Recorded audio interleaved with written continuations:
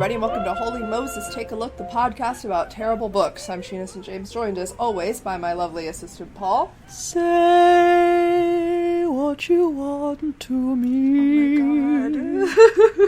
You can't just say hi.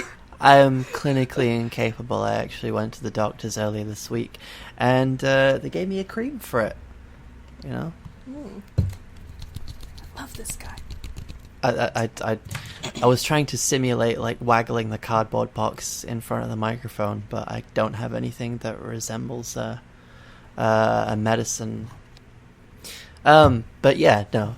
I'm incapable of talking like a normal human being. It's what drives so many potential friends away. Hello, how are you doing? Okay. Anyway, so we're gonna jump right in to chapters 16 and 17 of Irene Iddesleigh. This is our penultimate episode for this particular book.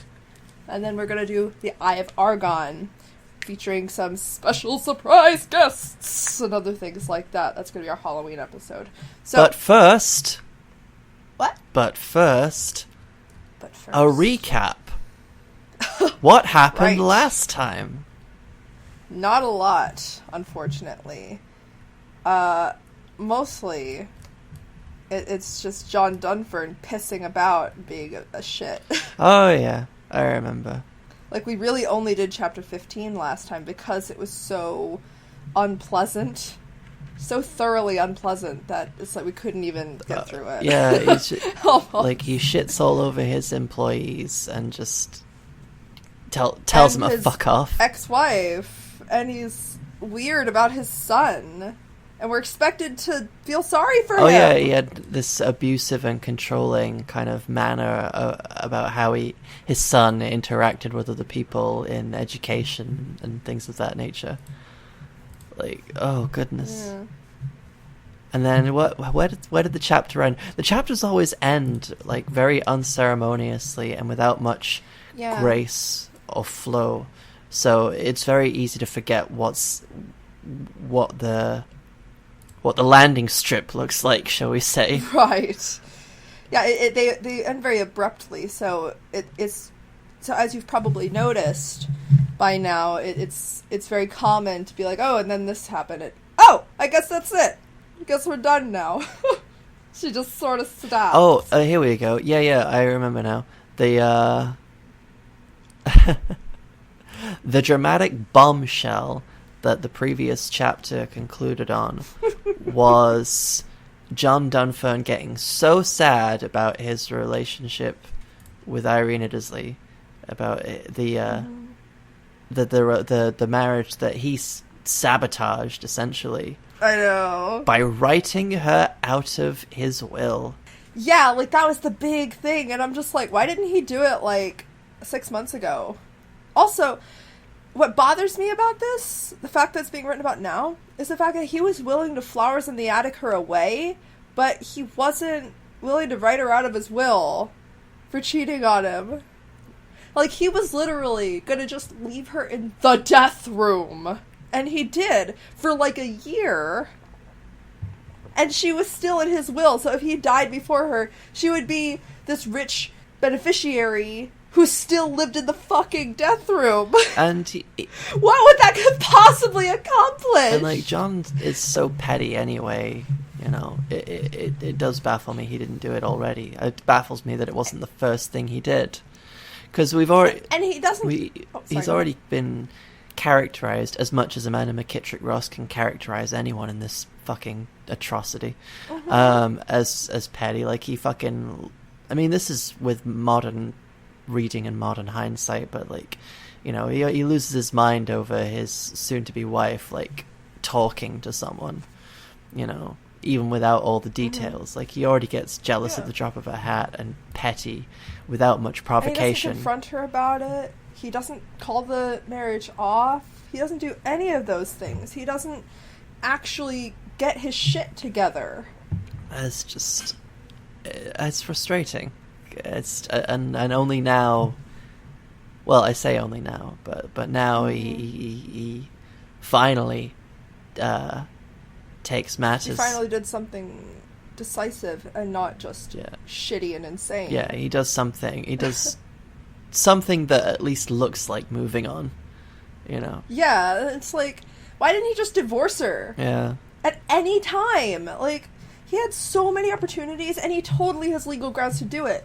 She cheated on him, and now she committed bigamy and ran out of the country. He has grounds to divorce her, and he still hasn't done it. Yeah, like...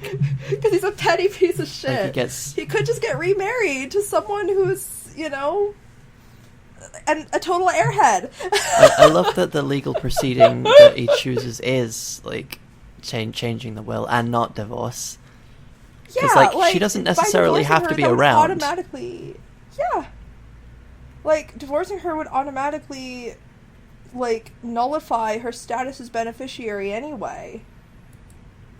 So, writing her out of the will should be second priority. How much of this... And I mean, I'm kind of a law nerd, but still. How much... Like, come on. How much of this do you reckon is just Amanda McKittrick-Ross, like, not understanding, like, legal proceedings? A lot, I think. I'm sure she knew no lawyers. None at all. I suppose not. Because if she did, and respected their opinions one iota, then they probably would have said, Mandy, please, this doesn't make sense. And they would have called her Mandy. They'd have gone, Mandy, Mandy, Mandy, Mandy, Mandy, Mandy, Mandy, Mandy. Anyway, we need to start reading. Oh yeah, we were like 7 minutes in and we haven't even started. Yeah, it's been like almost 10 minutes. So we haven't. Okay. The reading. Chapter 16. Hark! The bell tolled its death-like strains, faint as the far-off fatherland, steady as the starlight, and sweet as the scent of the blooming woodbine. The hour of departure is sure and settled, the loss is sharply felt, the gain completed, and vigorous attempts to retain both are oftentimes multiplying on the exertion of the benefited. See, that first sentence was almost okay. That actually started pretty strong, and then it just became mush. Its form fell apart completely. There's no context for all this waffle. I know. That first one was almost good. I want to hold out hope that she learned to write as she was getting more into this, because this was her first novel. Mm-hmm.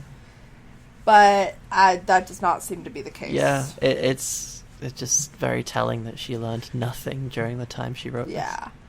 Like, it's like those chat bots that seem to pass the Turing test, but they're chat bots, so they really don't. Yeah. Because they don't think, they just recognize patterns. That's what this is. During all these years of revolution, the wheel of action rounded its roads of reveling, riot, and separation. Shandon Cottage, the little house of Oscar Otwell, where he took up residence when first a visitor to the land of laudable ingenuity. Is that what she's calling America now? Was a pretty structure, and would doubtless have proved a little palace of peace to two such lovers, had the means been forthcoming to keep the glare of poverty within its bed of stillness, and prohibit its visitation where least desired. Oscar, who during his English career never was possessor of aught but a slight pittance derived from the sources of his mental labours, and who courted the vain idea on being made the recipient of £1,000, which he pocketed under false pretences by the underhand sale of Owdley Hall, that he was a man of wealth for life, and when safely settled in his trim little cottage, squandered his trifle in a very short time, leaving himself and his wife on the mercy of strangers' sympathy, which more or less presents an icy aspect to the eye of the needy. So Amanda McKittrick-Ross hates the poor. I guess. He's just really shitty with money, I guess, or something. Yeah, that too. Because, you know, as we've discussed, Amanda McKittrick-Ross hates the poor. Yeah, like this is a fun little thing, if you haven't been catching up. One of the first... When John Dunfern first finds out that that Irene has been having this kind of love affair through letters with Oscar, her poor old tutor, he is angry not just that she's having an affair, but specifically that she's having an affair with a poor guy. Like, that's what pisses him off the most, was the fact that, oh, my money's not good enough for you. Yeah. It's like, of course it's not, you twit. What the hell is wrong with you? It's like people who take stock in that as a point of personal pride are really scary. I know. Anyway. Okay. Alright. Marjorie Mason, who had just spent 12 months under Oscar's roof, was fortunate in securing a husband whose calling kept her during her short lifetime aloof from the imaginative pinches of the uncertain future. So Marjorie's back again. She she moved in with them. But she was like conspicuously absent from like the last chapter with, you know. Yeah, but that one followed Dunfern around in. No. I mean like the last chapter with Oscar and Irene in. Yeah. Like she just wasn't really discussed at all. Much. Just sort of vaguely alluded to once or twice, but I'm not sure what this means, though. Whose calling kept her during her short lifetime aloof from the imaginative pinches of the uncertain future. I suppose I don't know. All I can think of is it's just one way of saying he wasn't quite so poor that he had to beg. Yeah, I can only imagine. I don't get it. Although I think it's peculiar that, like, Oscar is a university English professor. He was a private tutor for a rich family. And yet he can't find, like, even basic education work in America, in New York. Yeah, I mean, the job market's not like like today. Hundreds of public schools. I know, it's like, this is during a time when New York was undergoing massive growth. The economy was booming. There were plenty of places of learning that would have loved to have some British dude with credentialed experience teach English. Also, they would love that. They'd be all over him. Also, I find it weird that, like, you know, we're given an unnamed husband for Marjorie Mason, and we're not even told what his career was, and we're supposed to believe I know. that... We're just told that it's enough. Yeah. Anyway, next paragraph. Okay. It was only when Oscar was forced to evade starvation that he deemed it imperative to accept an appointment in a public school. That's what it took?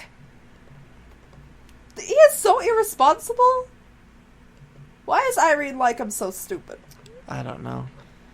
At the yearly income of $1,000, an office he retained until compelled to resign through courting too great love for the all-powerful monster of mangled might, intemperance. After a number of years, the partaker of maddened love was the imparter of maddened might. So he became a drunk and had to leave his work. What's intemperance? Drinking. Oh, right. Oh, huh.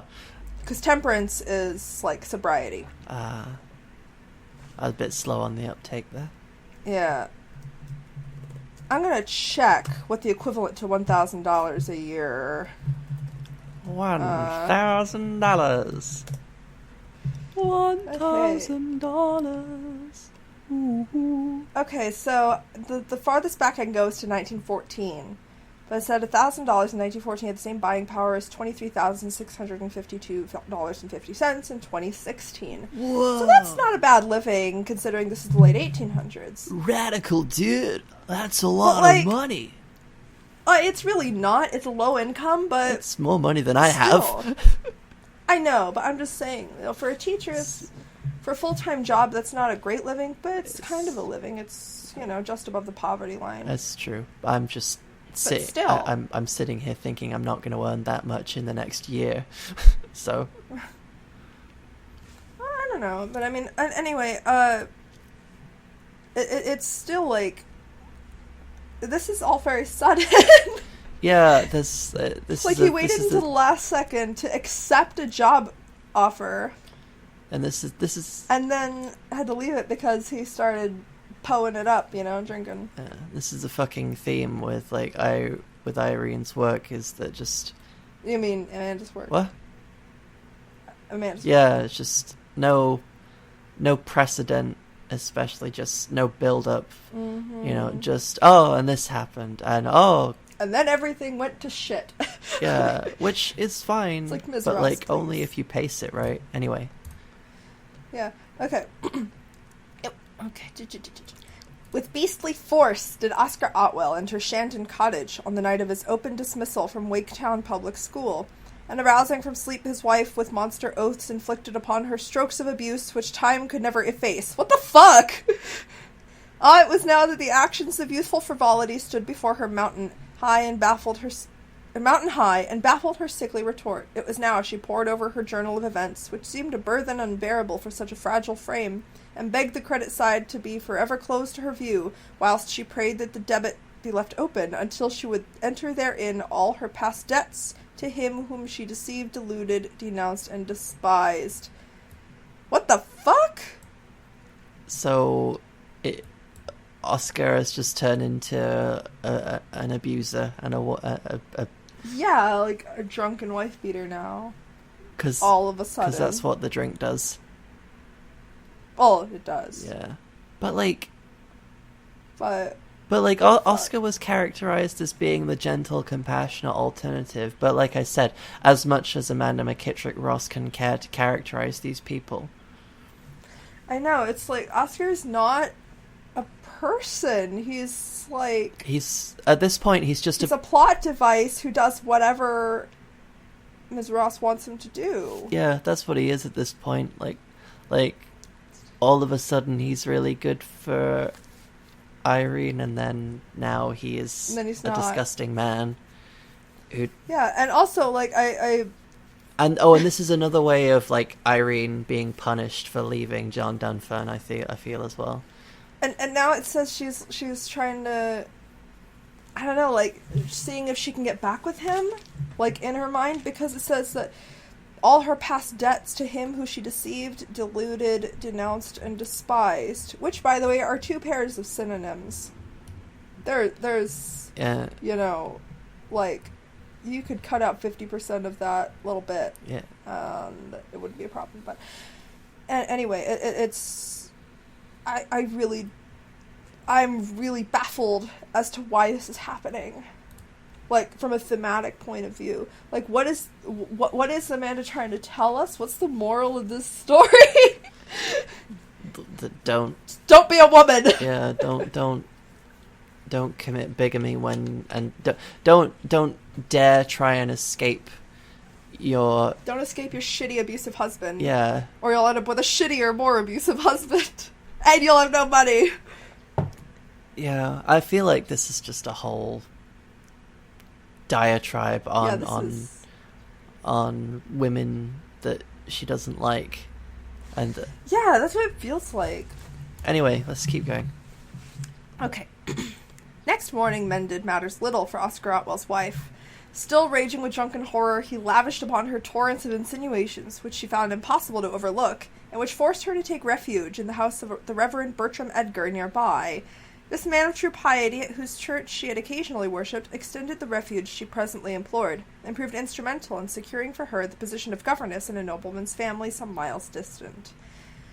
You know, I get that private tutors have always kind of been a thing for everywhere, but governess as a job title, at least as far as I understand, has always been more of an English thing.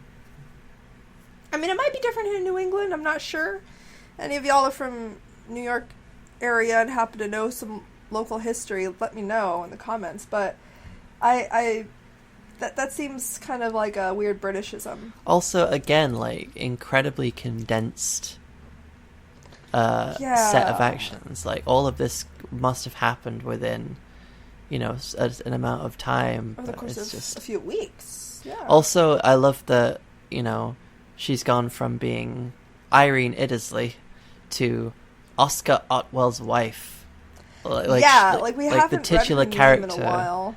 Can't even be referred to as a character anymore. I know, like, we haven't heard her actual name in a long while. Disposing of all the household effects, Oscar pocketed their dainty worth and left Shandon College in earnest pursuit of his wife, intending... I said cottage. You said college. Oh, did I? I'm sorry. Shandon Cottage in earnest pursuit of his wife, intending to again return to their native country of England. Why, though? Did he forget why they left? It's... Probably. I think Amanda forgot too. His various inquiries regarding her whereabouts proved vain as the vanishing shadow of Venus... Vain as the vanishing shadow of Venus. Is that a thing people say? Or is that like the clever Corinthian where it doesn't actually mean anything? Probably. Let's keep going. And finally, when completely overcome with sober thoughts of his riotous conduct towards the loving and faithful object of his choice, who had risked so much for him, he cursed his every existence. Yeah, no shit, dumbass.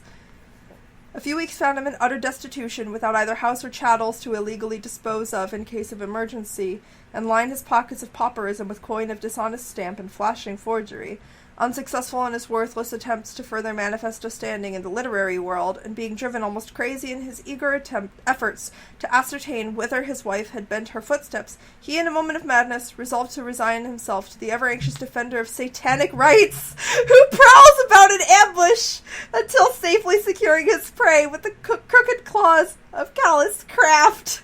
What the fuck? I don't know. I don't understand what that means. What? Okay. Walking, I guess he's a criminal now. Walking along in the moonlight in the direction of Afton Lake, which sometimes offers its deep waters too freely to victims of sin and suffering, Oscar Otwell resolved to bathe his body of perilous adventure in its darkened waters of deepest death.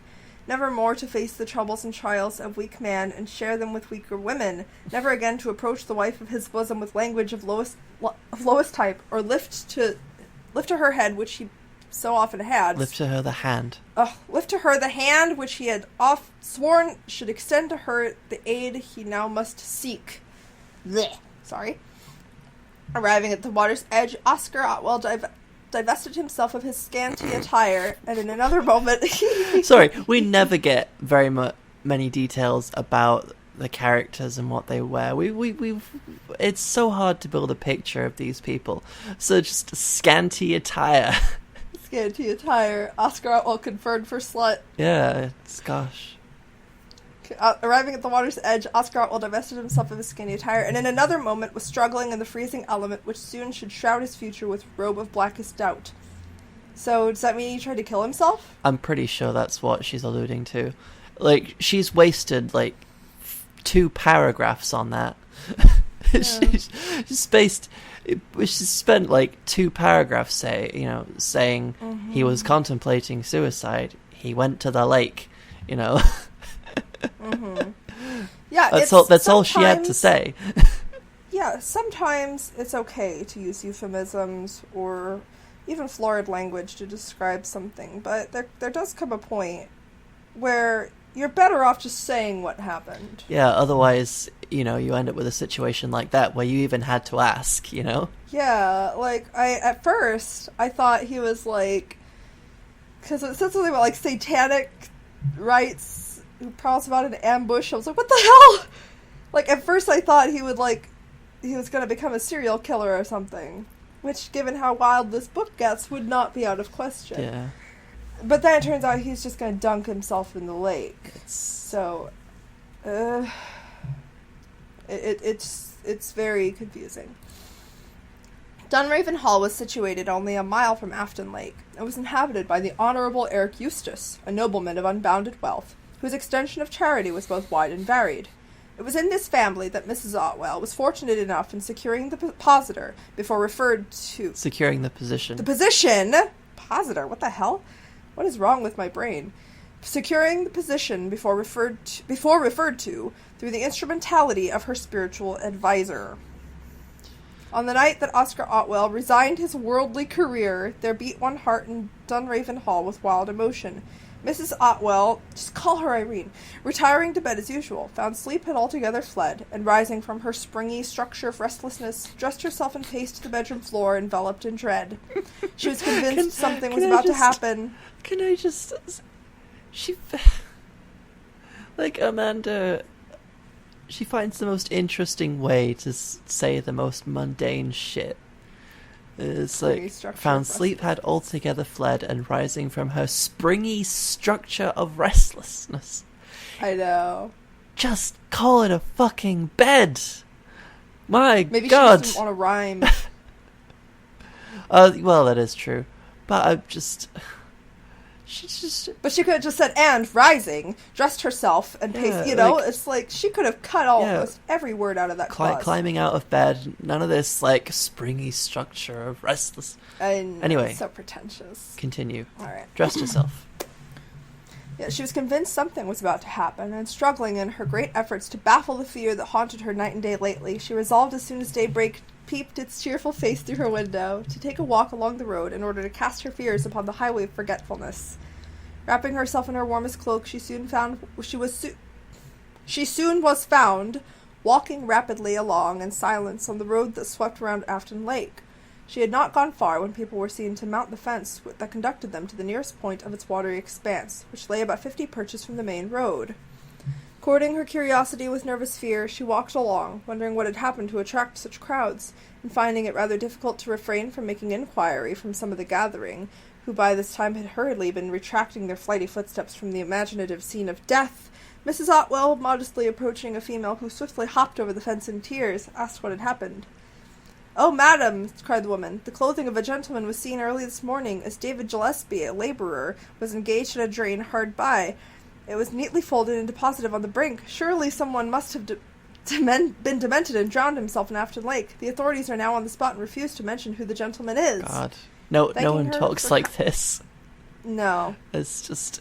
Also, this is the best pace the book has ever been that I can remember. I know. It's just... We're not getting, like, months of time passing within, like, 2 paragraphs. We're just following through the situation, which is... like, sensible passage of time. I'm so happy. Mm-hmm. She hasn't learned a thing, but I'm so happy. The bar is too low. I know. Thanking her for... She still manages to, like, bash right into it. Just fail to, I know. Anyway. Thanking her for kindly informing her of what she had both seen and heard, Mrs. Otwell hurried back to Dunraven Hall in nervous astonishment, and hastily proceeded to her bedroom to prepare herself for what soon must follow. The breakfast being shortly announced afterward, Mrs. Otwell, pale as death, entered the room, and taking her accustomed seat to partake of it as best she could. She had scarcely got properly seated ere 2 officers of the law were seen to approach Dunraven Hall. Ringing furiously, they demanded an interview with the Honourable Eric Eustace. So, she is no longer Lady Dunfern, she is Mrs. Otwell. Yeah. We still don't... She's still... Like, She's like... The book is named after her. That's the thing that tickles me. Like, the book is named after this titular character, and every other character gets their first name, whereas Irene is only referred to by her relation to other men. Well, not relation, by her connection to other men. Yeah. She's the only character that happens to. Mm-hmm. Also, I find a disturbing number of alliterations in the names. Yeah. I hate it. I'm getting sick of it. Marjorie, who's it? Mason. Yeah. Yeah. Satisfied as to the name of his present governess, they wished to be allowed to see her, which request was willingly granted. Being told that morning by the gardener at Dunraven Hall, who ran to the spot on hearing the news, that a lady named Mrs. Otwell permanently resided at the Hall as governess, the authorities immediately grasped the fact that she might be the unfortunate widow, and on putting their usual questions to her concerning her husband, they were still further convinced as to her identity. Drawing from his pocket a parcel containing Oscar's card, photo, and a letter addressed to Mrs. Oscar Otwell, the officer in charge asked her to read it aloud, which she did in a rather trembling voice, without betraying much signs of grief as anticipated. The letter ran thus: Dobbs Ferry, Friday night, 11 p.m. Sorry, who addresses their suicide notes with the time? Who the fuck writes like that? It does make me... Who puts the time on their letters? I don't know. I'm so confused. I mean, like some of the stuff you could excuse for it being like late 19th century, but it's just more often than not it just doesn't make sense. Dearest Irene and wife, finally someone uses her fucking name. Should ever this reach your length, I will trust you will pardon me for the rash act I am about to commit. Since the morning you left me at Shandon College, my sorrow has been greater than... Damn it! At Shandon Cottage, my sorrow has been greater than my present frame of mind can well support. I therefore have decided on ending my days of starvation by hiding forever beneath the glassy surface of Alton Lake? That was Afton Lake. It was. to shield my wicked body from further inflicting upon you the wrongs I've perpetrated in the past, and for which I am grievously tormented. I cannot read today. I bet she has. Stop. Sorry. Dearest Irene, I hope you in your past great warmth of devotion for me, your poor tutor and husband, will forgive my late ungentlemanly conduct in striking you so cowardly on the eve of my downfall, and thereby breaking the confidence you reposed in me for such a lengthened period of our existence. From what I know of your noble character, I have every faith in your forgiveness, and rest assured, I never mean to face death without imploring you to rectify, if ever in your power, the wrong you accomplished, partly at my request, in breaking the holy cord and union, which bound you during your natural existence, to Sir John Dunfern, and again uniting it under foul auspices. Oh, for fuck's sake! Can we stop talking about John Dunfern? Even fucking Oscar, who stole his wife away, can't stop thinking about it, for God's sake. Had I been so fortunate as to secure you first of all, my conscience certainly would at this moment both be clear and unclouded. But feeling persuaded I have robbed that nobleman, who now possibly is pining for separation from a world of shame and sorrow, underneath the lordly roof of Dunfern Mansion, I am positively convinced, under such dangling dishonor, that nevermore can this world of sin extend to me the comfort I in vain have tried to seek. Wait. He feels sorry for Dunfern. Wait. And he's saying, "Oh, I'm a homewrecker. I feel so bad." A home in which she was literally imprisoned. That he rescued her from. And who would have been imprisoned for if John Dunfern didn't see fit to release Irene from that prison after a year, then we've seen how batshit he's been since then. He had no intention of letting her out. Exactly. She would have been in there presumably for the rest of her life. That's how fucked John Dunfern is.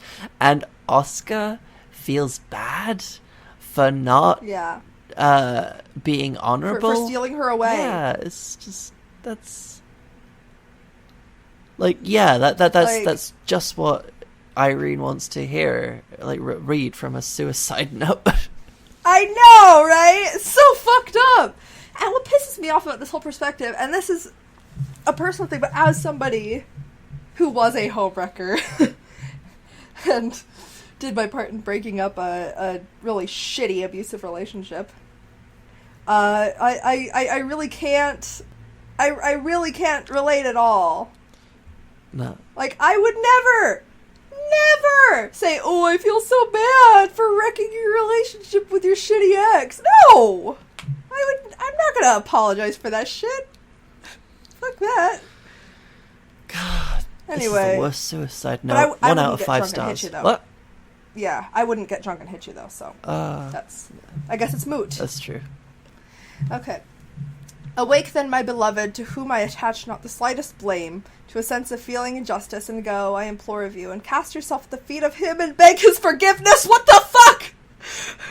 Who loved you with a love unspeakable? No, he didn't! Who severed nearly all his self-indulgence with the instrument of intensity, and hesitated not to lavish it upon the head of her to whom I offer my last advice? He locked her in the death room! What are you on? Then shall you meet the messenger death not with shrinking fear like me, but daring bravery. Of your present position or abode I am totally unaware, but dearest wife, I trust your race of penury is almost run, and that your latter years may be crowned with Christian fortitude and ease, and freed from the thorny dart of the wicked, in whose grave I must soon lie unwept. Goodbye forever from your affectionate Oscar. Mrs. Oscar Otwell, address unknown. He's just useless as fuck, isn't he? He's a big plot device. I'll tell you what, though. I think I know what's going on here. Amanda McKittrick Ross really wants to fuck a rich guy. I know, right? That's the only... call it insensitive and call it crass to say this, and possibly misogynistic, but I swear all this, shitting on poor people and shitting on unfaithful women is just riding the dick of men she wants the, She wishes she married. Yeah. I mean, that's one theory. I don't necessarily ascribe to it, but I just... At this point, it makes sense for, this terrible writing. It's a fitting narrative for fitting meta narrative for such a bad book. Mm-hmm. Like, I think we said this earlier in the book, like very, very early in this series. It is, I think, Irene might be based a little too, like, you know how sometimes, like, when people play Oregon Trail, they'll just, like, kill off all the people in their party after naming them after people they don't like. They'll just be like, oh, Jane died of dysentery. What a shame, Jane. You shouldn't have, stolen my fucking homework. Yeah. Or something like that, right? I feel like this is a very specific example. Shit like that. Yes, I'm pretty sure we talked about this. This Irene is based on some woman that Amanda McKittrick Ross knew and was bitter about because she was married to a rich guy, and she's just like, that bitch don't appreciate him. What's the betting that Irene actually does die of dysentery at this point? No, she'll die of like some stupid flowery Victorian novel shit, like the unpleasantness. Well, knowing how fragile she is and how she's gotten ill from like fuck all. Yeah. All right.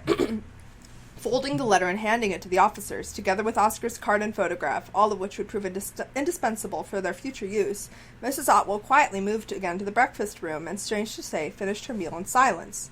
Is that so strange? People react to grief like that very often. Yeah, but remember, Irene shocked. is a heartless woman who doesn't behave like a proper woman, so this is... I guess. I mean, I suppose this is meant to...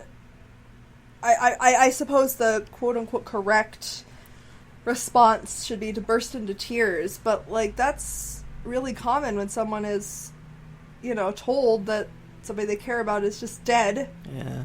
I mean... Like, they would just be, like, shocked into silence. Irene doesn't know how to characterize or anything, so yeah. Oh, you mean Amanda? You keep getting their names mixed up. What? You keep getting their names mixed up. Well, yeah. I don't even have the self-insert excuse. I know, it's like... Because Irene is very clearly a hates punching her. bag for Amanda. I know. Then turning to him in whose service she was... I know. Just say her employer. I know. Just fucking... Intimated her intention to sail for England when the missing body would be recovered, when she went to bury in Greenwood Cemetery.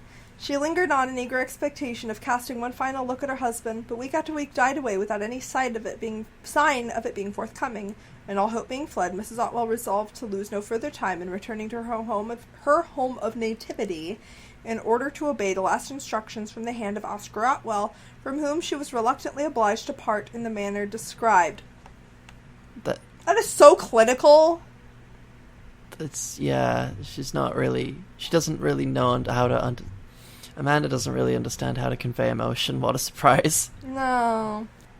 Another side, the picture of futurity presented for the anxious mother, and that was to try to obtain an interview with her son, who at this period must be a boy of some 15 summers. Having everything in readiness for her journey to her native land, Mrs. Otwell left Dunraven Hall amidst torrents of sympathy and warm expression from every member of the family, and it was when driving past Afton Lake for the last time on her way to the deck of the Delwyn that the crushed widow of Oscar Otwell and legal wife of Sir John Dunfern was made to taste of the unlimited sorrow of her sad career. And so they can stop calling her Mrs. Otwell, right? Because her marriage to Oscar wasn't legally legitimate. Yeah. And he's dead. And now I have a feeling that she's going to be called Lady Dunfern again. I know. There she was, a stranger in a foreign land. How long have they been living there? At least 15 years. No, wait, really? Yeah, because, like, the son. Oh, yeah, shit, you're right. Well, no, because her son was already a year old when they left, so 14 years. But yeah, she's been there for over a decade. I was close. She's been there for over 10 years. I'm just saying, it's like, she's been there for so long. She shouldn't be a stranger in a foreign land. She's been there for fucking ever. Yeah, but... Also, the timeline doesn't really add up, does it? I mean, £1,000 back then was not enough to survive for that long on. And we don't know how long Oscar was working at that school. Yeah, we've not been given, like, a clear idea of how time has passed. because Amanda McKittrick Ross doesn't know how to fucking pace her own fucking book. Yeah. Like, it feels very, very sudden that this is happening. Like, the way it's written, if we hadn't had the big time-lapse chapter with John Dunfern, okay, if we hadn't had that, I would have legitimately thought this had all occurred in the space of, like, 2 years. Yeah. It's... Until now. Same. It's because, like, because if you take it out, it just... None of it makes sense. And you can't apply logic to it. Which is the really shitty thing, because with most books, you know, they're consistent enough in continuity that you can kind of apply logic and go, okay, well, it must have been a while. But, not here. Not here. Anyway. So, an outcast of the society she shone so brilliantly amongst during years that were now no more, the fostered orphan, the adopted daughter of heiress to nothing, the wife of devotional distinction, the illegal partner of crutchy poverty, and the penniless widow of undeniable woe. See, here's the thing It's the about punching that, okay? bag again. Yeah, the punching bag thing again. But not just that, but she has a job. She has a job that is, you know, where they're letting her live there. Yeah, she was the governess to a house. She's a governess. Did Yeah, like Amanda so it's like, suddenly forget that? It's like, financially, she's doing fine. She could just meet some nice American man and marry him. It's just... Yeah.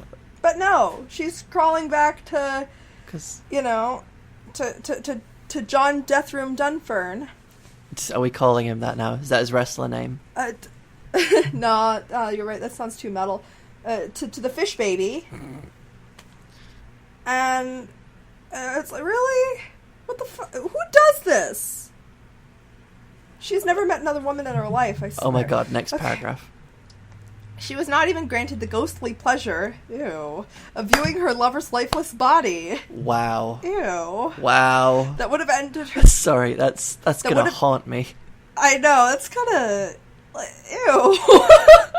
Just gonna linger on that thought for a moment. Like, ew.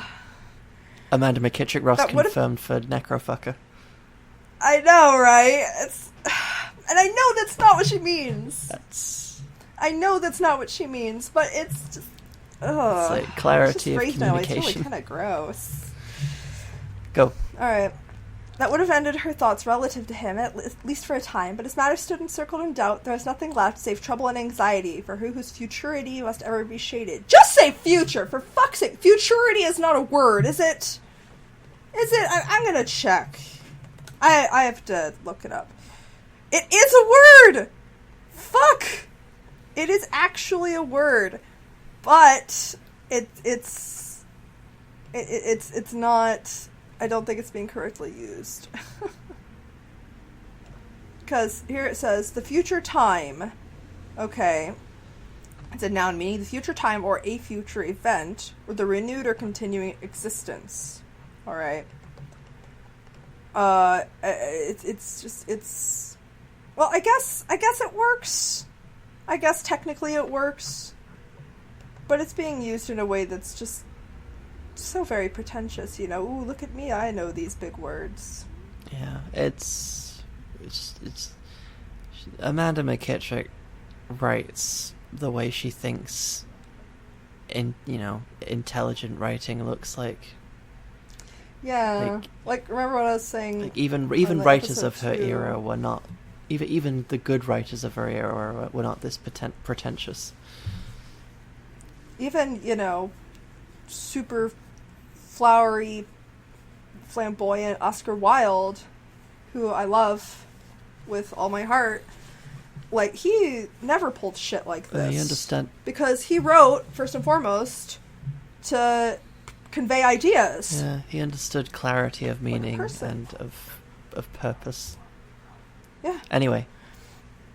On approaching the harbor of New York, her attention was attracted by a tall gentleman standing not many yards distant, and being so familiar with his appearance, she found the object of attraction to be no other than Lord Dilworth. What the fuck?! I thought he was dead! Looks like we were wrong. Ordering the cabman to a still, she popped her head out in utter astonishment and shouted in such a strain as to instantly attract his attention. Alighting with ardent enthusiasm in the very midst of her troubles, she soon found herself in the arms of Lord Dilworth, who appeared utterly dazed. "Protector of powers! Can it be Irene? Lady Dunfern, I mean," gasped he in bewilderment. To which she bowed, blinded in tears, in as few words as possible. He related a short narrative concerning both himself and Lady Dilworth, who had long since been dead. On hearing of the death of the once noble mistress of Dilworth Castle, Mrs. Otwell seemed as lifeless as a marble statue, and trying vigorously to regain strength after such a sudden shock, she in a few broken snatches related her plotted career. So I thought she assumed that her parents were dead. I don't even... As had been explicitly stated. I don't even more than once. I don't even fucking remember. Why is it such a shock that that Lady Dilworth is dead? And of course she dies, and he doesn't. I know. Frigid wife. Related her plotted career, but misery having likewise carpeted Lord Dilworth's floors of fate so much of late, he consequently did not seem so much astonished as imagined. Leaving Mrs. Otwell so far as his time permitted, he pathetically took his final farewell, and shortly after was busy poring over his book in Franklin Street, office number 715, where he was employed as a clerk at $500 a year. That's not enough to live on. That's not important to the story. Come on. Also, poring over his books is spelled Pouring, which is the incorrect use of the word pouring. He's just gotten a jug. He's pouring one out. He's just gotten pour one out for the books. He's just gotten a jug. Pouring, he's gone down to the P-O-R. harbour. He's gone down to the harbour with a jug and just taken some water and just gone, "Oh, I'm so sad." You know. No wonder they're not paying him much. He just dumps shit all over the books. On the other hand, Go on, it's fine. Edit that. On the other hand, the mighty Ocean Palace was steering firmly against the clashing breakers with unobstructed speed, acting as protector and friend to all those who entrusted themselves to its unsettled shelter. I'm sorry, but did you just call the Atlantic Ocean, which has claimed thousands upon thousands of lives in the last 100 years alone, protector and friend? The Atlantic Ocean is fucking brutal. Wait, I don't know. I know the Titanic hadn't happened yet, but for God's sakes, people died on that ocean so many times. So many, probably millions of people have died crossing the Atlantic. I don't understand it. I don't understand this last paragraph. Or maybe she means the ship itself, since it's Mighty Ocean Palace. Yeah, because you confused me there, but I still don't understand. But even then, on the other hand, what? I don't know. Yeah. I don't know, but that's the end of chapter 16. And now it's time for chapter 17. We're still doing this. Oh, yes. Yeah. This is the episode before the last one. Next time we're going to do the last two. Oh god, there's so much. I know there's so much, but we're almost done! We're almost done! That's At last! And you know what? Amanda McKittrick-Ross wrote more books after this. But I am never going to read them. I can't do it. No. I cannot do it. This is too much. I think we've already spent a lot, way more time on this than anyone should have. I know. Chapter 17. The Mighty Orb of Gladness. Fuck! The Mighty Orb of Gladness. I can't believe. People need to stop saying the word orb. I'm just... That's it. Unless you're talking about spiders, spider webs, you don't get to say the word orb ever again. Not to talk about the sun, not to talk about eyes, not to talk about anything. The word orb is no longer exists. I disagree. It's the only acceptable parlance is if you are referring to the collectible trinkets in Spyro 2 Gateway to Glimmer or Spyro 2 Ripto's Rage if you have the American release. Because that's what those trinkets are called. They're called orbs. But they're just orbs. They're little green things. And you collect them and you're a little dragon and it's a really fun game. Little eyebrow dragon. Mm-hmm. Okay, so if you're talking about Spyro or, Orb Weaver spiders, then you can use the word orb. But that's it. That's all it means now. I can't... That royal decree, the word orb no longer exists except for those two things. It is the law. It is the law now. Fuck. This is a blind read, by the way, as always, so I was not expecting that. or any of this shit, so... Oh my god, I'm sorry. Okay, the mighty orb of gladness spreads its divine halo over many a harrowed home. It encircles the great expanse of foreign adventure and home-hoarded enterprise, and wields its awakening influence against the burdened burrows of bigotry and lightened land of liberty to a sense of gilded surprise. This is a very long way of just saying, the sun went up. Hooray! Alliteration is banned now. It's also the law. The laurels of separation were twining their oily leaves and speedily constructing a crown for the brow of Sir John Dunfern. After returning from Chitworth College and ordering the last few finishing touches to be made in his will, he grew more drooped and heartless every year and seemed almost indifferent to life's ploughing changes. So we admit that he is a bastard. So the author is admitting this to us now. Seems like it. Okay, so this is what pisses me off about the pacing here. And I think this paragraph really exemplifies it. We start with small events that take up very short spanses of time. Okay? Departure from the college. Finishing up the changes in his will. These are things that take a few hours or days at most. But then it immediately, in the next, part of the sentence, says, and then he did this for a number of years. And it places those things on an on an even level, okay, implying that they are comparable in time frame. It frames them within the same scope. And this is just, I would go so far as to call it a continuity error, because it implies things which are simply not true, such as that it took him many years to go from Chitworth College or to change his will, or that it took a few hours for him to become more drooped and heartless every year. Neither of which is actually possible. So it implies this lopsided passage of time, which is confusing at best and thoroughly obnoxious at worst. It's like, this is primary school level shit as well. Like, oh, yeah, even absolutely. Even fucking children as old as like 7 or 8 have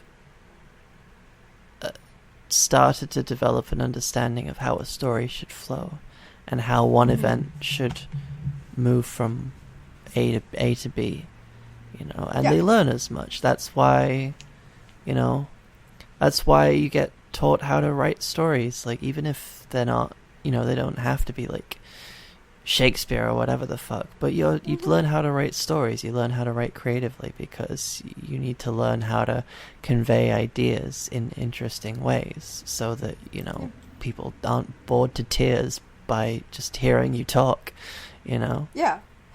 And two things are of note here. One, Amanda McKittrick Ross was a school teacher. Of which, what? God help us all. I don't know. It's because if she's an English teacher, then God fucking help her. Yeah, God help us all. Your country's fucked. Hey, that's a sore spot, because our country literally is fucked right now. Your country is totally fucked. Not because of Amanda McKittrick Ross, but I don't want to talk politics.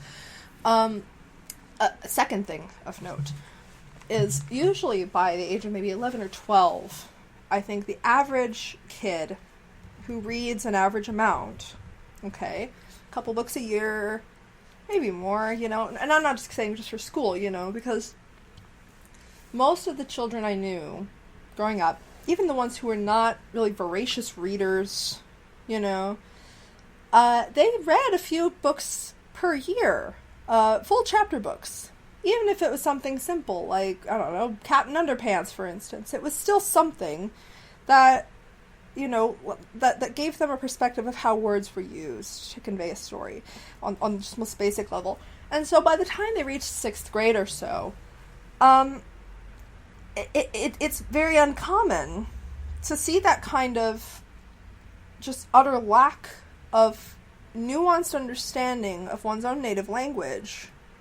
To put two separate units of time in different sentences at the very least, or different thoughts, okay? A better way to frame this could be returning from Chitworth College and changing his will, years after his return from Chitworth College, and years after his return from Chitworth College and the changing of his will, John Dunfern found himself becoming more drooped and heartless as time went on, and seemed almost indifferent to life's plowing changes. Okay? If you can establish these events as events, rather than as processes, okay, you make them static, you make them points on a consistent line, and the implication of an uneven timeline is no longer there.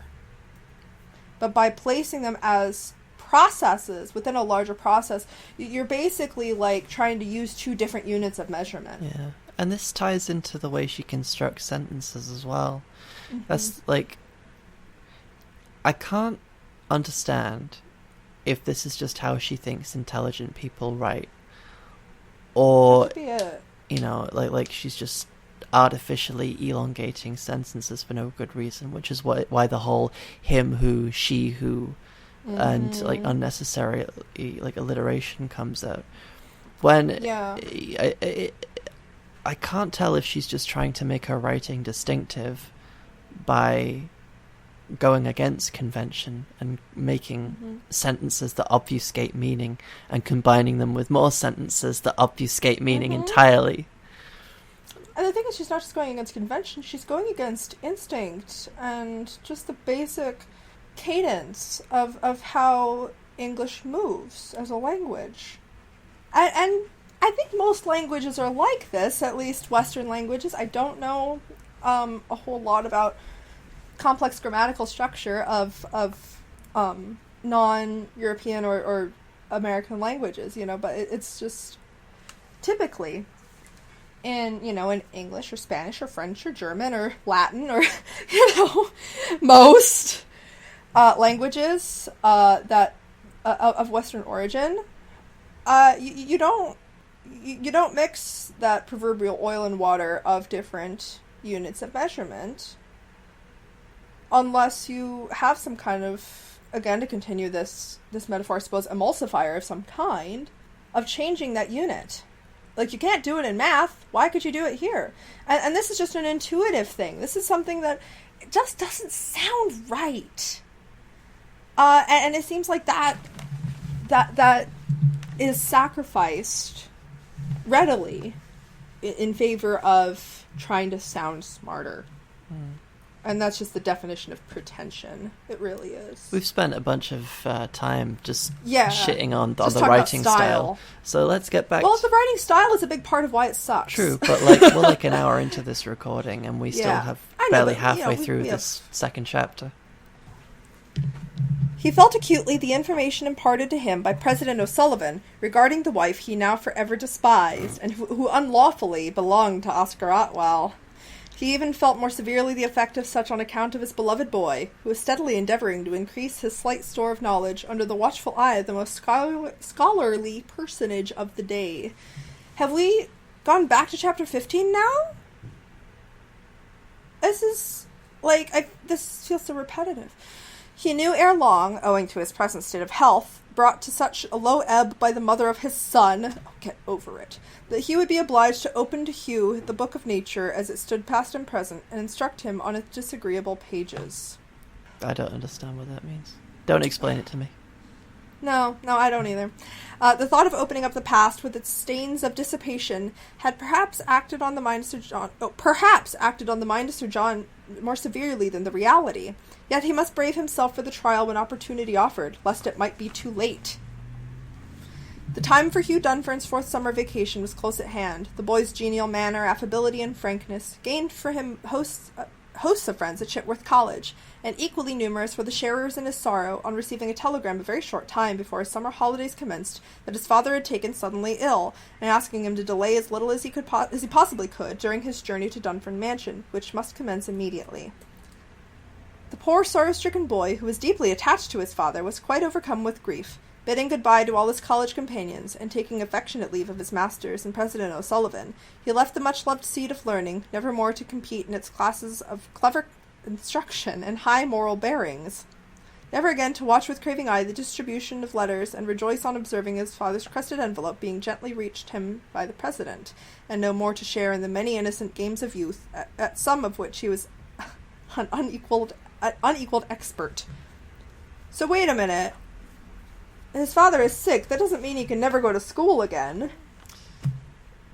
That's stupid as hell. What is this? Yeah, I don't understand. I mean, he's in Dunfern Mansion. He's the owner of a rich estate. He can hire people to look after him. Oh wait, he fucking fired them. Well, there's other staff. It's just like... Yeah, I know. But like that's the attitude he seems to have of his staff, it seems. Uh-huh. Like, this is just... Everyone is so melodramatic and stupid. Yeah. But yeah, I don't understand why his son has to stay home all the time to look after him.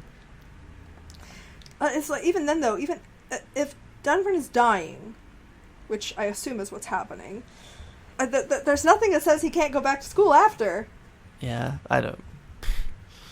I mean, come on, it's not like there wouldn't be other orphans out there. Okay, the dull hum of voices in the hall of his home met his anxious ear on the eve of his homecoming, and told a tale without further inquiry. Meeting the three most eminent London physicians, namely the doctors Killen, Crombie, and Smiley, in the library, where they held a long consultation. It's not even a word. Sound like... I'm losing my mind! They sound like fucking assassins. Or I know! they sound like solicitors. They sound anything unlike doctors. I know, but I can't... Dr. Smiley sounds like a stage name. Dr. Smiley sounds like an assassin, but I can't help but think Crombie... The fucking Gravity Falls episode, you know. Somebody say Crombie? Crombie, that's not even a word. You're losing your mind. I need to rewatch the entirety of Gravity Falls. That was from the first episode, when Dipper thinks Mabel's dating a zombie, and it turns out it's a bunch of gnomes. Ah, good times. love Happier Gravity times, Falls. innocent times. Has it really been 4 years since episode 1? Yes. Yes, because Disney is shit and doesn't respect its showrunners. Hugh was nerved somewhat before entering the chamber of death, with words of truth regarding his father's hopeless condition, and on moving quietly to his father's bed, how the lad of tender years was struck with awe at the bleached resemblance of what used to be a rosy, healthy father. Rosie! Oh, that's not a word to describe a cantankerous old twat. Especially one who's actually a fish baby with snowy tufts. Yeah. With oily laurels or something. I don't fucking know. Perceiving his son's bent and weeping form hang over him with meekest resignation, Sir John cast aside the bedclothes and, extending his hand, caught firm hold of his son's. Hugh spoke not a word by order of the doctors, lest his father, who was now bereft of speech, would feel the pain of not being able to reply in return. Oh, now I'm sad. How fucking sick is he? The suffering patient lingered on this dumb condition for 6 weeks. I agree. It is dumb. Dumb meaning mute. No, I know. Come on. It's just... Yeah. It's Yeah. a bit insensitive, but Amanda makes it too easy for me. When suddenly he regained speech partly, but for only some hours, a great dispensation of the Almighty, no doubt, in answer to the silent prayers of the invalid. Oh, please. It was first noticed by Madame Fulham, who proved a mighty help to Sir John since his wife's flight. Who the fuck is Madame Fulham again? I don't know. She wasn't mentioned before. On entering the chamber of sickness one morning with a new bottle of medicine sent directly from London, Sir John raised himself slightly on his left elbow and made inquiry about his son. With hurried and gladdened step was Madame Fulham seen to glide from the presence of her master and hasten to find Hugh, who was noticed to pace the topmost corridor in agony. Oh great, he inherited his father's brooding.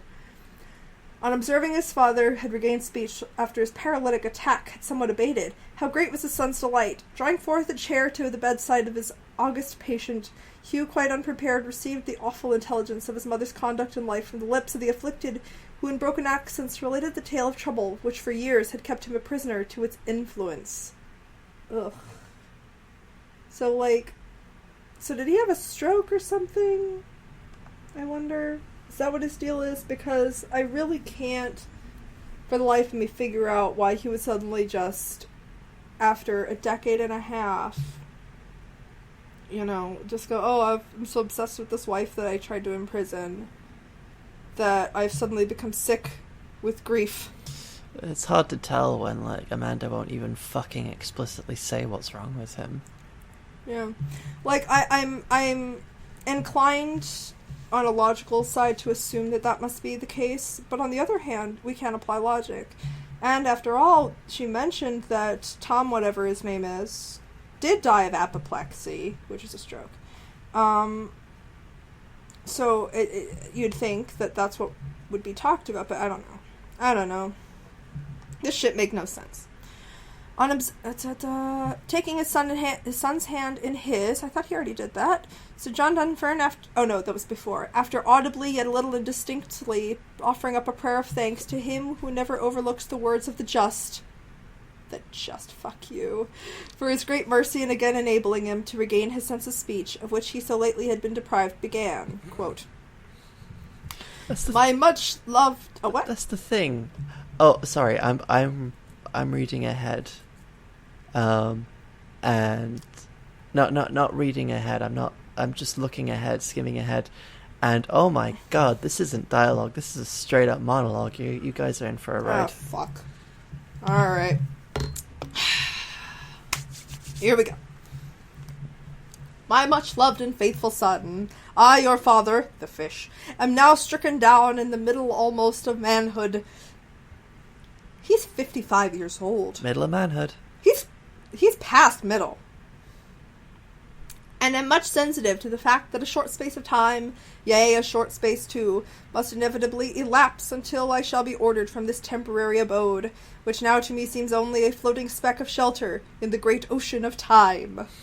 I am more than thankful that recovery of speech has been granted me for many reasons, which I fear my strength cannot permit to be fully explained. However, my great wish to acquaint you of my miserable married career shall, I trust, not be barred from your knowledge by any further visitation of kingly power. And then his voice stopped. If only, right? Ugh, I'm already sick of his voice.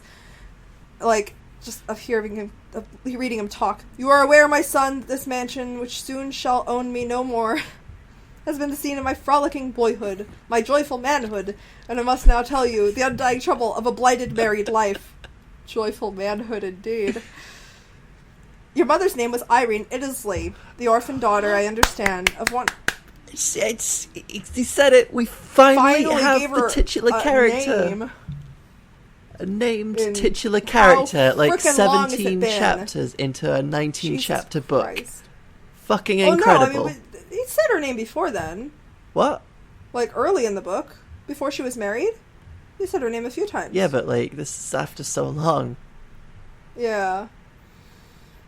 Your mother's name was Irene Iddesleigh, the orphan daughter, I understand, of one Colonel Iddesleigh of Flixton, in this county. Her father and mother both died about the same time, leaving their daughter absolutely unprovided for. She was taken to an orphanage at an early age of 3 years, and there remained for a period of 8 more, when through the kindness of one Lord Dilworth of Dilworth Castle, of whose existence I have already acquainted you, she was brought under his charge. Remained as his adopted daughter until, unfortunately, I brought her here as my wife. Unfortunately, indeed. No one benefited from this. Like, everyone has had a crappy time because they got married. It's a message for marriage, something we should take into the modern day. I cannot help informing you that she was the most beautiful and prepossessing young lady I ever met. And on making her acquaintance at a ball given by Lord and Lady Dilworth at Dilworth Castle, not far distant, as you know, I became so intoxicated with her looks of refinement and undoubted beauty that I never again regained sobriety until she promised to become my wife. That's telling. The beginning of our married career was bright enough, I dare say, for some weeks only, when she grew very strange in her manner towards me, so remarkably strange that I was reluctantly compelled to demand an explanation. Being satisfied with her false apologies, used as a way out of her difficulty, I remained content. She still continued, nevertheless, to maintain the same cold indifference toward me until your birth. Knowing that a son was born to me who, if spared, would still keep up the good name of Dunfern, I became altogether a foreigner to her past conduct, and it was only when recovering from her illness after your birth that I caught hold of the trap of deception she had laid since long before our marriage. She was found out to be the idolized of one man named Oscar Otwell, who occupied the position of tutor to her during her years of adoption, and not even did her love in return for him cease when I claimed her as my lawful wife, but continued, so far as I know, until now. She didn't stop being in love with him when I married her. It's like, that's not how it works. You should have talked to her about it, you dumbass. I was therefore obliged through her malpractices to shut her in from the gaze of outsiders. What? No, you weren't! Obliged! No, you weren't obliged! Like, frickin'... Like, it's not like she was gonna go out and find more people to, like, get busy with. Like, that was never gonna happen. Obliged, please. And this is instead of talking about his problems. Jesus. I know. And also from my own, I chose room number 10 of this building as her confined apartment. You were only a child then of some 2 months, and since I have never beheld her face, which is false as it was lovely. Oh, fuck you. My rage was boundless on the day I ordered her into my presence in that room, and laboring under the passion of a jealous husband, I told her I would confine her within its walls so long as she existed. Over a year passed along every month of which I grew more and more repentant, until the second Christmas of her seclusion, when I fully resolved to free her once more. Liar! At the same time, never again to share in my society or companionship. But behold, the mischievous hand of her maid, Marjorie Mason, whose services I retained after her imprisonment, was busy working its way for her escape, which she nimbly succeeded in effecting exactly on the morning of Christmas Day, by stealing the room key of Rachel Hyde, Madame Fulham's predecessor, the key of her door, and thereby releasing her mother. My someone son, who can barely talk, he's putting in a lot of extraneous details of shit we already know. And stuff we don't care about. Right. We don't need to know what Rachel's Hyde name was. Ah, my son, from that hour my life has been a worthless coin. The harp of hideous helplessness struck forth its tunes from turmoil, trouble, and trial, and poured its mixed strain of life and death so vividly in my ear. And since I have in a measure been only a wanderer between the striking sounds of extremes, I shortly afterwards learned she took refuge in Audley Hall, a residence on the estate of its present owner, the Marquis of Orland, and situated some 20 miles distant, and horrifying to relate, had been living with Oscar Otwell. Oh, shock and horror. Dumbass. So, a quick pause here. Is it weird that I'm kind of, like, bothered at the fact that he's like, oh, since she ran away, nothing's been the same, and I've been a shell of my former self, to his son?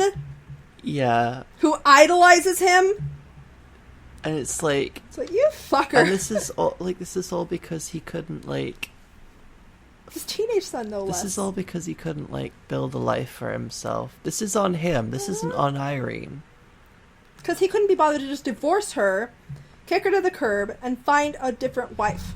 Or just build a life outside of a woman, you know? He already had an heir, so what the fuck?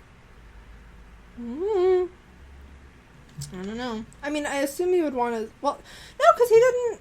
He never divorced her to remarry, so like, clearly he didn't care if his son had a mother or not. So he's just such a useless creature.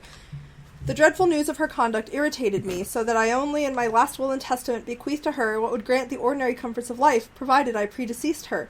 So he didn't even cut her out of his will. We just assumed. This reference to her remained until I accompanied you to Chitworth College, when President O'Sullivan revealed to me in silent friendship the fact of which I was wholly unaware. I'm assuming that means vis-a-vis or something. Vis-a-vis that she had long since sailed for America, at the same time handing me a New York Herald sent him by Otwell, and there I beheld the announcement of her marriage with him who ruined my life. Oh, fuck you. And who had been the means of driving me into the pit of tearful tremor, out of which I never more shall climb. Who ruined my life. Please, Oscar didn't do anything to him. This is like male entitlement.jpg. I know. On returning home from Chitworth College, I at once blanked the reference to her in my will. Okay, so he did write a will. And never more wished to behold the face that swore to me such vows of villainy. The face that blasted the happiness for my happiness for life. Bleh. The mother of you, whom I now earnestly implore never to acknowledge, and who possesses every feature she outwardly bore. Who I now am... who I'm now going to tell you everything about. Yeah, never to acknowledge except for, like, recapping the entire fucking book, because I've ran out of fucking ideas as a writer. This is like, you know, the little recaps that were in Homestuck. Yeah. Those were infinitely more interesting than this. Yeah. Well, this is filtered through an unreliable narrator via a terrible author, so of course. I know. It may be yours to meet her face to face ere she leave this tabernacle of torment, but my child, forsake, avoid her cunning ways and works, and never allow her shelter beneath this roof she dishonored and despised. Dick. And I trust God in his great mercy shall forgive her errors, and grant you the blessing of a father of love. It's, just before we move on, Tabernacle of Torment would be a great metal band name. I know, right? That's all I have to say. But I love how he's just like, oh, you should never ever forgive her, but I sure hope God does. Yeah, religious people's priorities. Gotta love them. I know. Sir John Dunfern now lay back on his pillow and muttered quietly, "Thank God. Thank God indeed, he finally shut up." And like, we don't get any character from Hugh. Hugh doesn't say anything. Nothing about... I know, he just sits there going, mm-hmm, mm-hmm. That's just, we're not given any indication that we should be sympathetic. We don't even know what he thinks of this whole thing. Yeah, he could be thinking, this old man's full of shit. Yeah. Or he could be like, wow, he must be right, she was a monster. Like, we have no idea. Okay, next morning, the angel of death was seen to spread its snowy wings over his wasted form. Ding dong, the witch is dead, da, da, da, da, da, da, and conveying the departed spirit into that region of bliss where sorrow, sighing, sin, and suffering are cast forever from its rooms of glory. Finally, he's dead. Yeah. At last. It would have been more impactful to just to say, you know, the next morning Hugh found him dead as a doorknob or something, and then end of chapter. That would have been a lot more impactful than what we've got. I know, there's another paragraph left. Thus passed away another link of a worthy ancestral chain, who during his tender years of training had been guided by the charitable Christian example of a mother of devotion, and who was, during the brighter battle of her son's creeping years of care and caution, summoned before the invisible throne of purity, peace, and praise, praise everlasting, shrouded in hopes of sunshine concerning his future happiness, which never after his marriage was known to twinkle in Dunfern Mansion. Ugh. That's the end of chapter 17. God. And we're expected to feel sorry for him! Even after he just, like, overtly slanders his wife. Yeah, and... I mean, none of what he said was objectively untrue, but it implied so many untrue things. Yeah, it's filtered through, like, a dude who was a complete asshole to his wife, and who like just abjectly refused to deal with his relationship problems in a stable fashion. And it's like, no one is asking that he forgive her, but for fuck's sake, move on, dude. Yeah, because it has been 15 years. Like, I didn't even know how to hold a grudge for a month. Like I don't know how. I understand, like, and the thing is, this is not a grudge that he had to hold for 15 years. It would be one thing if she actually had ruined his life. But he ruined his own life by dwelling on it. Yeah. I mean... By refusing to divorce her. By refusing to move on. By refusing to write her out of his will right away. By refusing to take Oscar Otwell to task over, you know, writing love letters to his wife. He didn't do any of those things that he could have and should have right at the beginning. There is a moral lesson to be learned here from this, you know, from this book. But it's not the one that Amanda McKittrick Ross wants us to take away. You cannot cultivate your life in other people's gardens. You have to plant. You have to put the plants in your own garden. You have to cultivate your own little garden of life. That's just the way it works. Some happy little plants in your lovely little people garden. You know, you don't be John Dunfern. Don't put emotional stock in another person long after they have stopped doing the same for you. Yeah. And let your son talk to you about your treacherous wife. Don't just monologue at him for like 10 minutes. And then die. Because it's not considerate. narrative. No, it really is. Like, narratively and emotionally, it might be worth Mhm. something, but don't do it. Yeah. Like, I have no idea what Hugh thinks or feels about this whole thing Yeah. because the chapter just ended. Well, anyone, it's. I mean, all these characters are just like vectors for the plot to happen, as we've discussed before. I mean, even Irene and John Dunfern, the main focus of the story, are kind of just plot vectors with very little characterization. Although, ironically, I think John Dunfern is the most consistently characterized. Yeah. Because never once in this entire book has he not been A dill hole. Unpleasant, unsympathetic dickhead. Yeah. That's that. What? It would be a saving grace if he was a particularly well written character. As it is, he's just, like I said, filtered through a shit author. Mm-hmm. And he's supposed to be seen as like tragic instead of just an ass. Yeah. And I can't get behind that at all. He's a character that does not benefit from modern hindsight. No, not at all.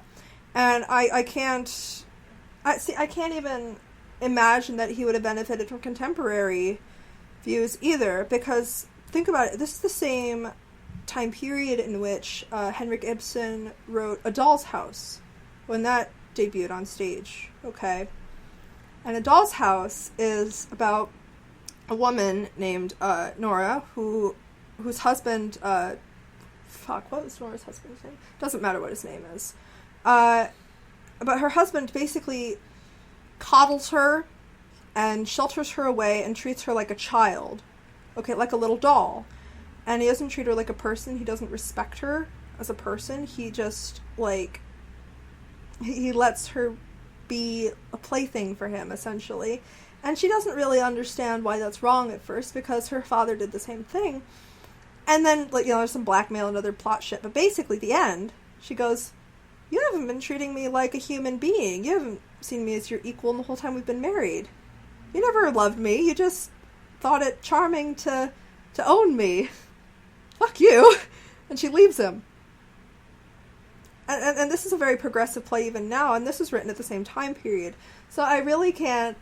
You really can't even explain this shit away with "it was a simpler time," because this is a time in which men, we're even seeing the kind of more complex gender politics and saying, hey, this is pretty misogynistic, isn't it? It was a simpler time is a pretty cheap excuse, like, for most It's a things. very cheap excuse. And there's some extents to which it works, but not this time. But anyway, that's enough. I am done. That's enough. That's enough. It's 2 chapters. We have 2 chapters left. And then we'll be finished with Irene Iddesleigh and, by extension, Amanda McKittrick Ross for the rest of our fucking lives. Godspeed. I'm done. Almost. And then we can move on to the Eye of Argon. And then after that, we're doing Battlefield Earth. And so we'll see you next time. And be sure to stay tuned on Halloween for the Eye of Argon. Sorry about the publishing delays and things like that. We had to take a few brief hiatuses for a variety of reasons. But we will be able to get back on a regular schedule once we finish the Eye of Argon. So that's just a little bit of news for you. Be sure to like, subscribe, all that good stuff. This has been Holy Moses. Take a look. See you next time. Bye. Bye.